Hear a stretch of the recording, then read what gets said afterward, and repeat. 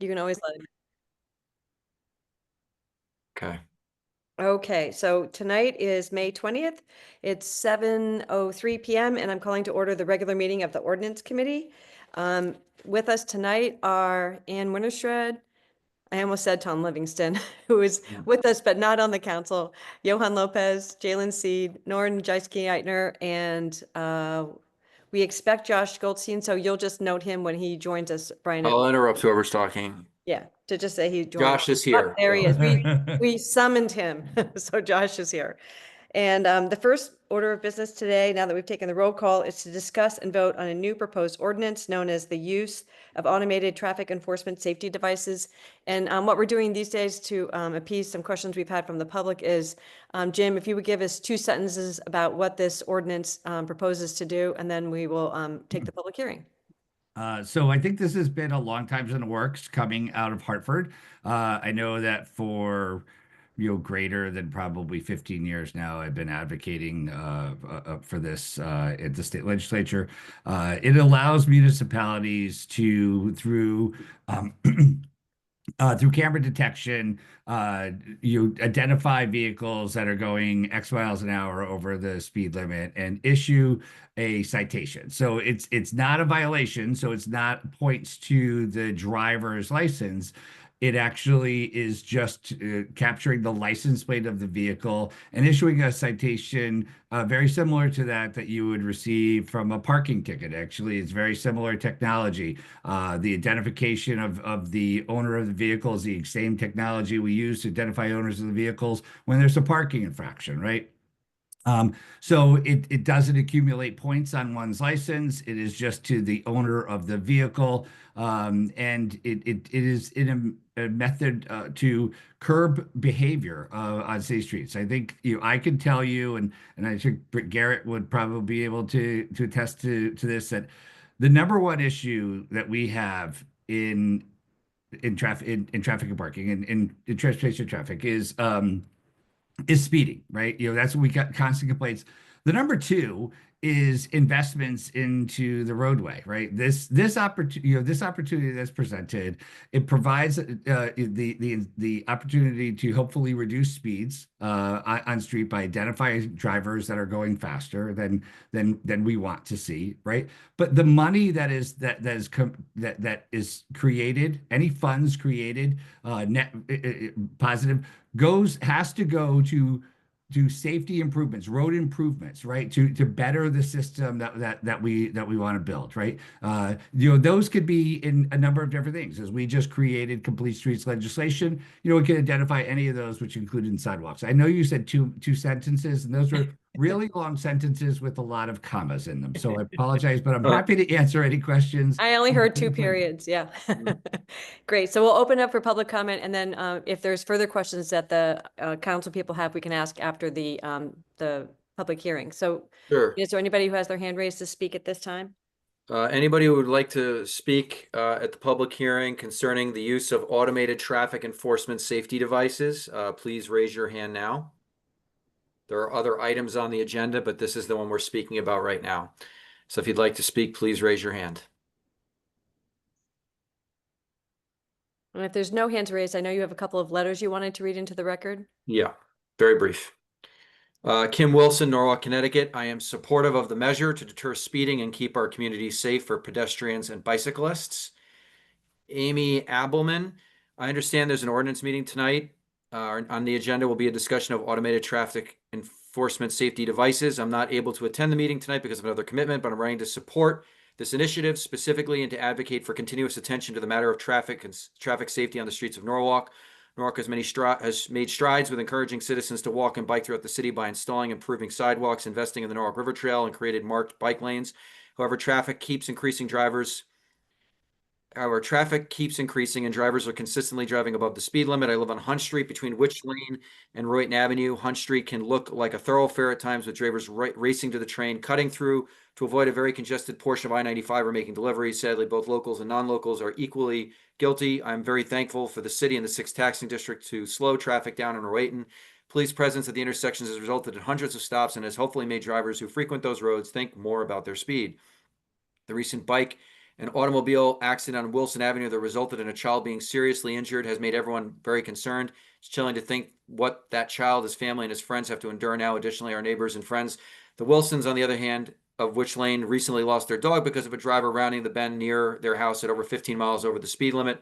I've copied Kim Wilson on this email. I wholeheartedly support the installation of these devices and investment in the supporting infrastructure and human resource to make it a reality in Norwalk. Our population in Norwalk continues to grow, and traffic and speeding distracted driving will only get worse unless we utilize the technology and systems available to monitor our streets and discourage irresponsible and thoughtless driving. Investment in the installation of these ATESDs will send a clear message to the citizens of Norwalk that our public safety is a main priority of the city government. Thank you, A.B. Abelman, 35 Hunt Street, Norwalk, Connecticut. Lisa, Chu, and Tony Enrico. We reside at 76 Witch Lane and are writing to express our support for the two proposed ordinances that are to be voted on at the meeting this evening.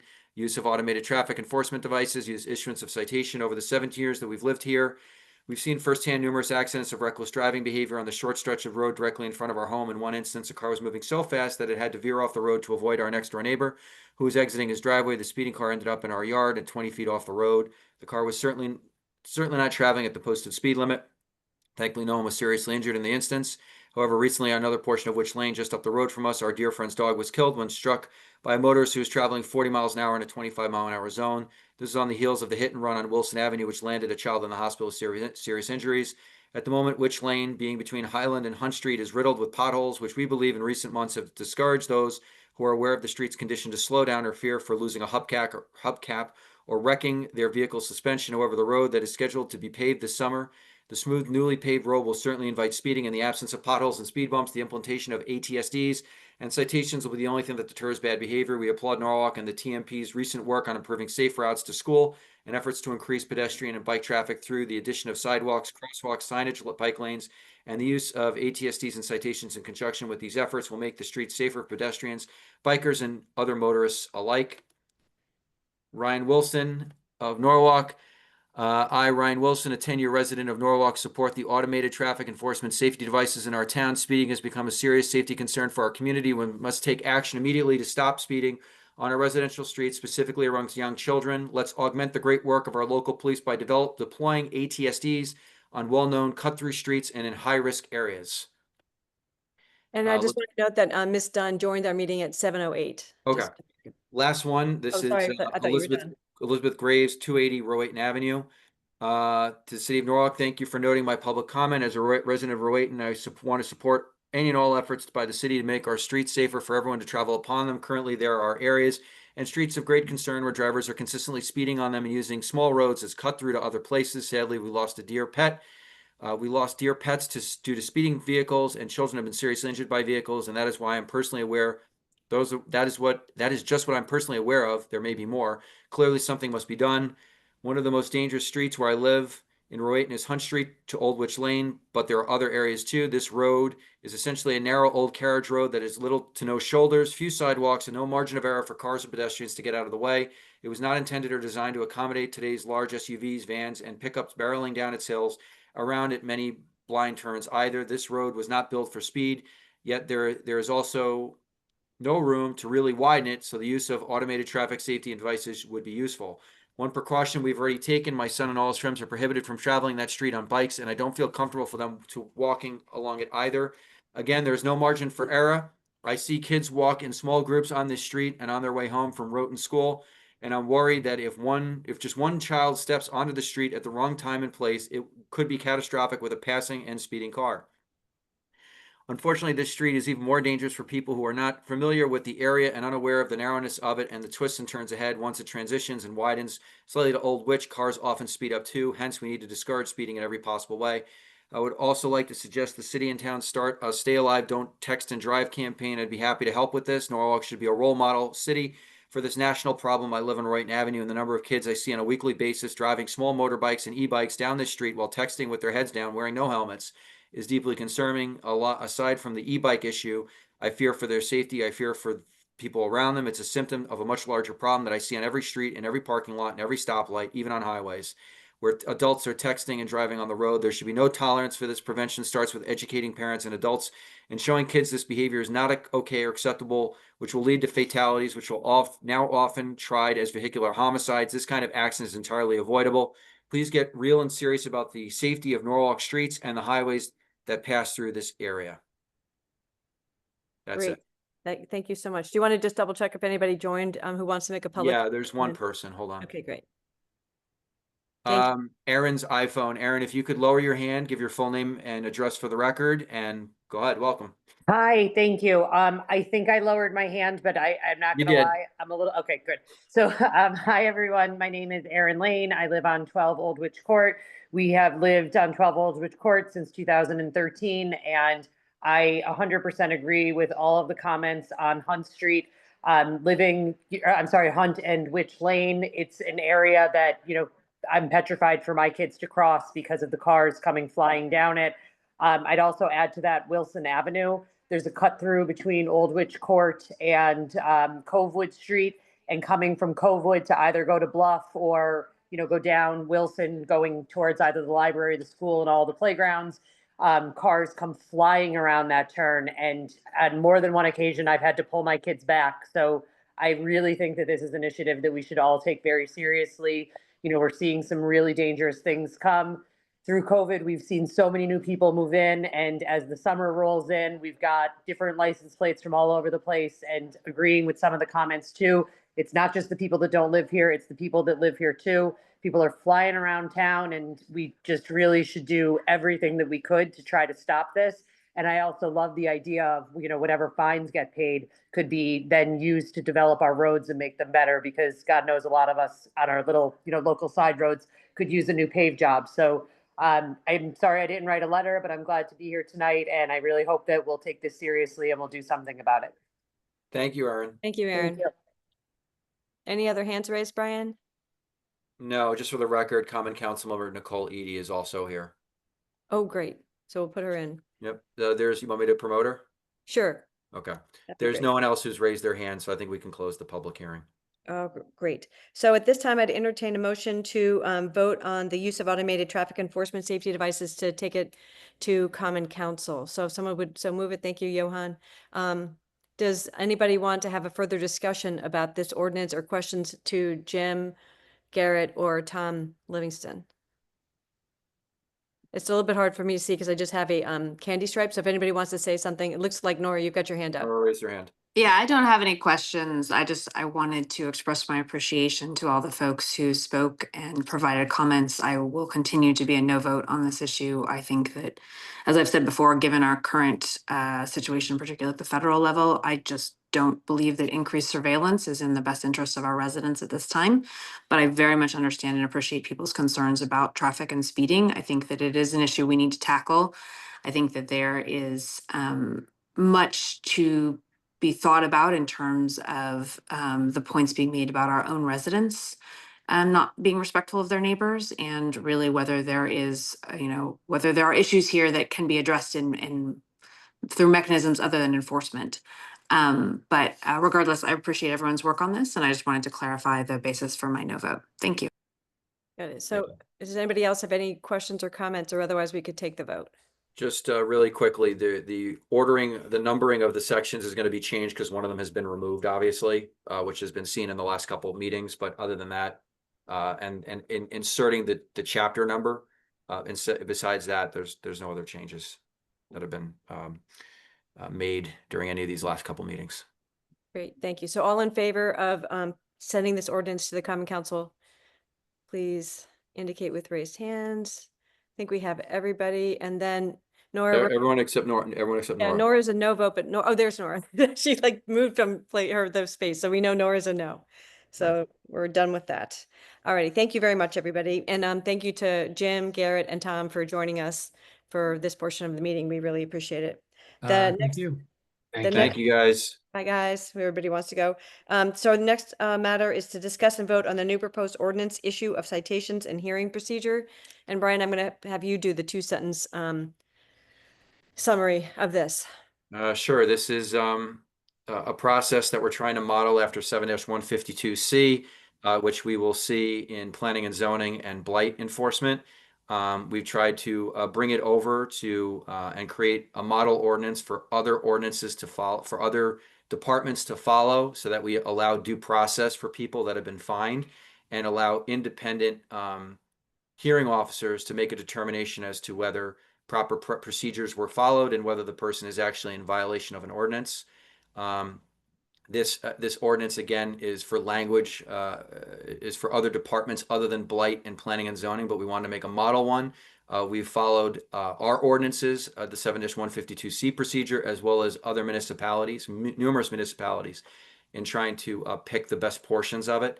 And again, this is to ensure that proper procedures are followed, due process is provided, and people have their right to challenge these fines and citations in front of an independent hearing officer, much like we already have with planning and zoning and blight. And then Nora, I remember that you were worried about some of the timeframes, but I think that Brian answered your questions on that. Is that right? So He did, actually. No, I appreciated Brian's clarifications. We are basically bound by state law in the timelines that are set there, so we will move forward with that. Good. But thank you, and I appreciate wanted Brian to you make sure- following up on that. Yeah, I wanted to Sure, make no sure you were problem. comfortable with that. So that was, I think, the main issue that our committee had concerns regarding. So if someone can move this, we can open the discussion. Oh, wait, first we need to open it up for public hearing now to see if there's. All right. who wants to speak on So that. this is the public hearing on the issuance of citations. We have a couple of attendees. We did not receive any emails about this. So if anyone who's attending the meeting would like to raise their hand and speak on this particular matter, please go ahead. If there's other issues you want to speak about, you could speak later on about the other matters that have not been spoken yet, but this is about issuance of citations.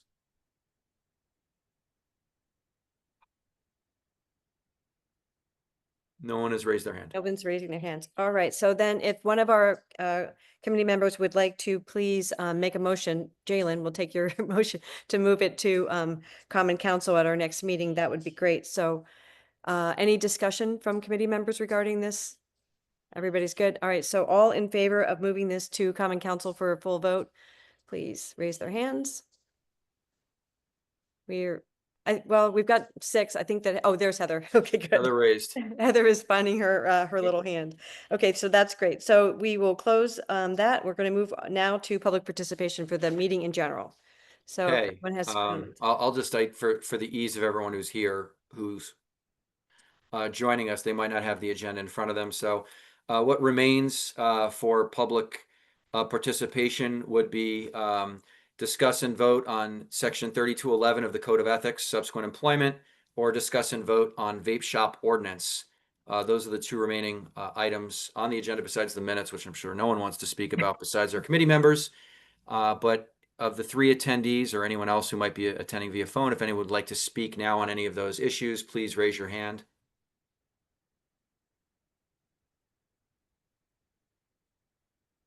No one's Okay. raising their hand. Okay, great. So we will close public participation and we'll move to acceptance of the minutes. So if someone could move accepting of the minutes, that would be great. Any changes? Does anyone have any changes? Well, first, Nora moved it. So the change, Okay. I have one change where they refer to Mr. Livingston as Attorney Livingston, which he is an attorney, but he not for purposes of these minutes. So it's maybe, yeah, it Let's was, search for Tom then.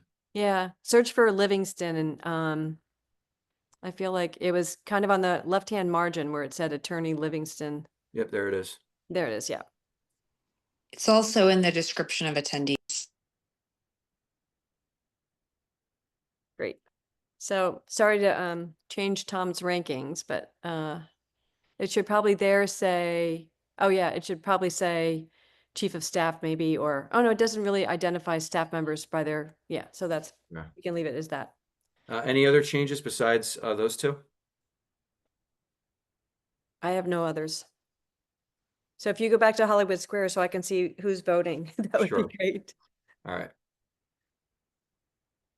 All right, so I think Nora moved them. All in favor of accepting the minutes with that one change, please indicate. All right, we have enough votes. Another so- raised. Perfect, we're good. All right, so now we're going to discuss and vote on Code of Ethics, Section 3211, subsequent employment. And Brian, I think you were working with Nora and Ann on this. There's a couple little changes you guys were working on. Jalen as well. Oh, Jalen too. Thank you, Jalen. Yeah. So this was, again, this pertained to a matter that was brought up by the health department about getting a medical director in. And Nora and Jalen raised interesting points that we later discussed at length concerning what's the best way to have this language in a way that we don't have to consistently come back for it. So as you can see, it's only concerning 3211 subsection B. And we've removed the number 12, which really wasn't relevant to our discussion, but it was more to be consistent with the earlier portion of the sentence. So we changed the language, and the language is now, notwithstanding the provisions of this chapter, an individual who has served as an officer of an agency during the preceding 12 months can seek an exemption from this specific section to pursue employment with that same agency by requesting a no conflict opinion from the Board of Ethics. The no conflict opinion would be what is defined as an advisory opinion, and an advisory opinion is public. Once it's completed, it becomes public. It goes to the mayor's office, it goes to the corporation counsel's office, and is not privileged in any way, so it can be obtained. So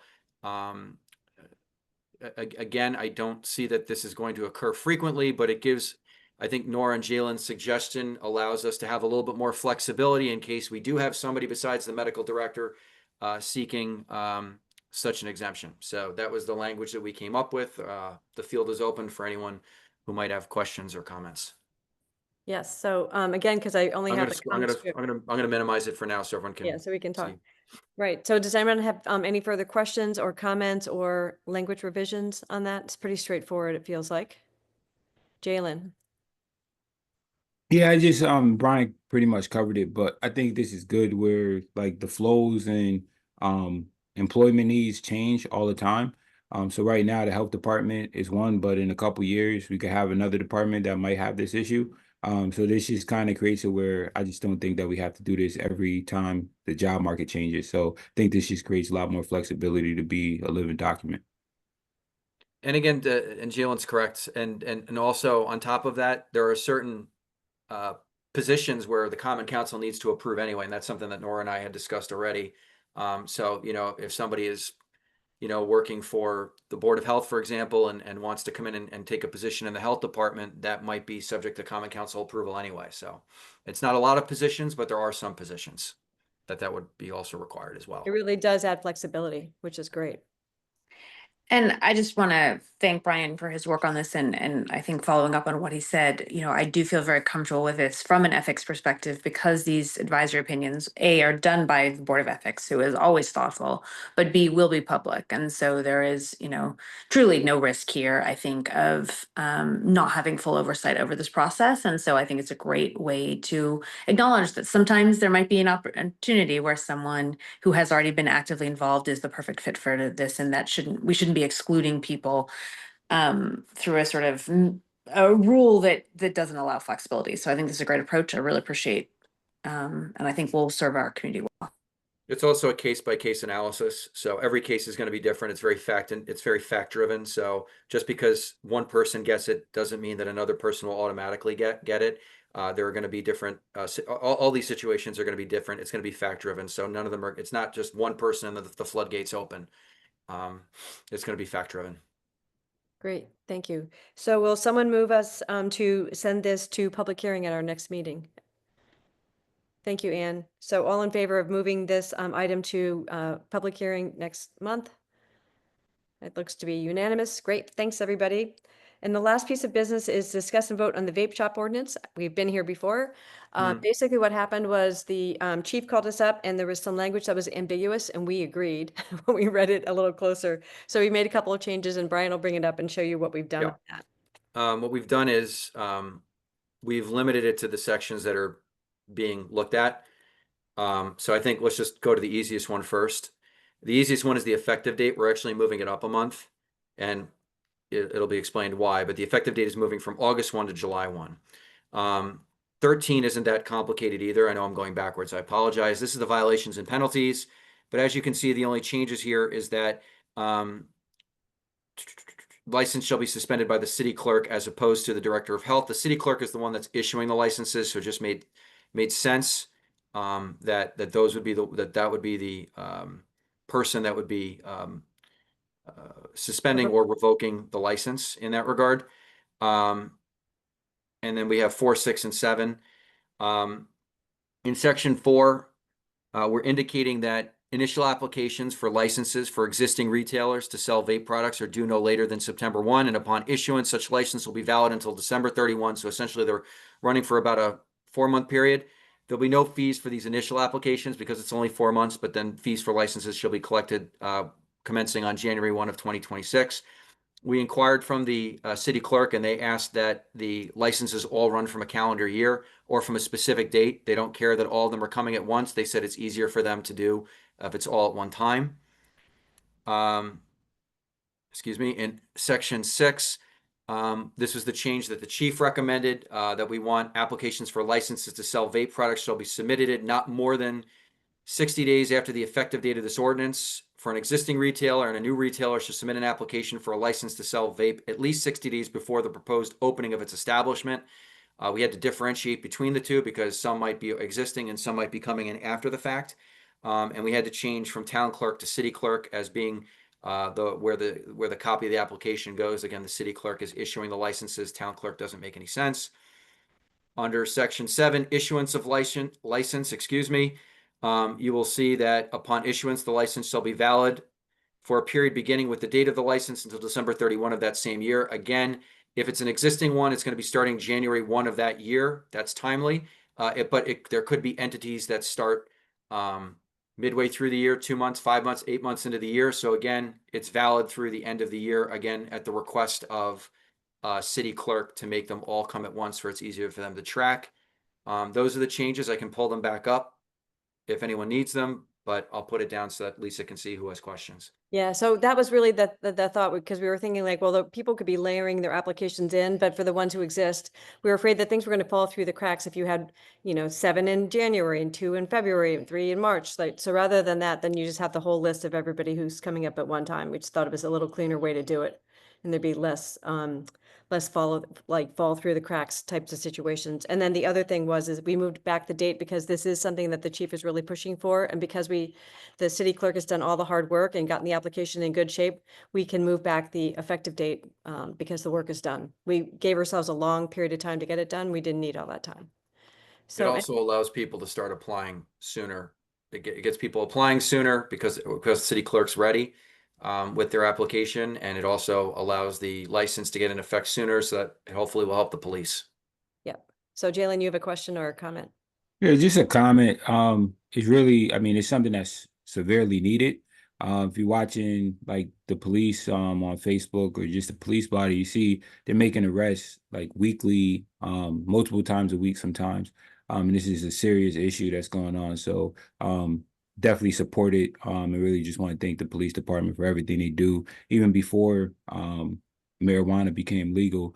Just really pushing the importance of securing the vapes and making sure we're protecting our youth and the people in Norwalk.